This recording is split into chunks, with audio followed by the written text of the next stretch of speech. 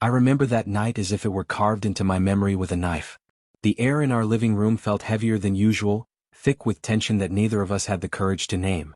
My wife looked at me, eyes sharp, almost daring, and said words I never thought I'd hear: "Go home if you're jealous." She didn't raise her voice, she didn't slam a door, she just said it, calmly, like it was a fact, like it was the truth I needed to swallow. For a moment I froze. Jealous? Of what? Oh.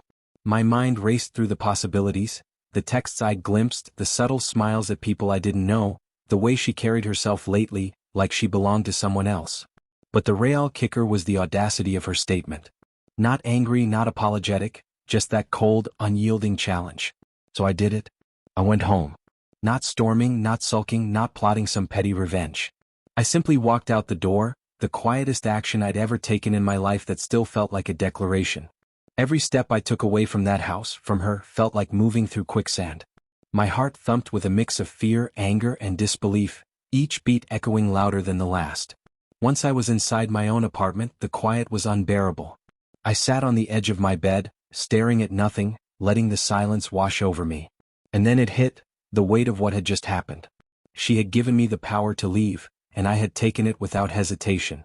I had obeyed her command, yet every fiber of me wanted to turn around, knock on that door, and demand answers. But I didn't.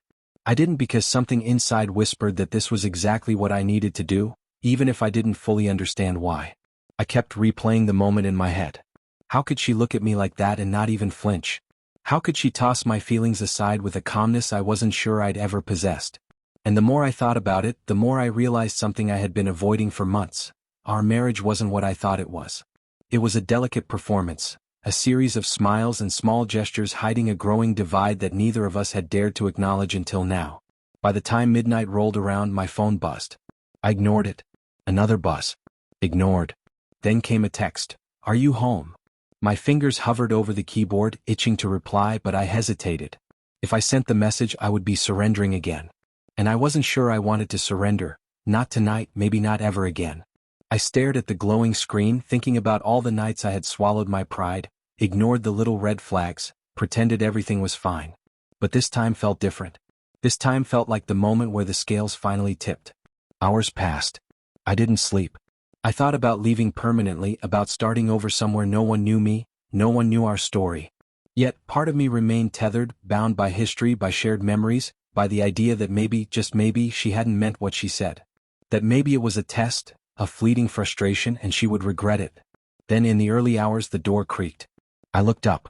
There she was, standing in the hallway, hesitating. For a brief second, her eyes softened, and I almost believed in the possibility of reconciliation. But just as quickly she shifted, her face settling back into that expression of calm defiance. "You left," she said, almost like it was a statement of fact rather than a question. I didn't respond. I stayed seated, my mind racing. I had left because she dared me, and now she was standing there, expecting what? Forgiveness? Anger? I realized then that she had no idea what she had set in motion. She had thrown a challenge at me, not knowing that I was about to discover something about myself I had ignored for far too long. The night stretched on. She spoke, I listened barely. Every word she uttered seemed to reinforce the distance that had grown between us.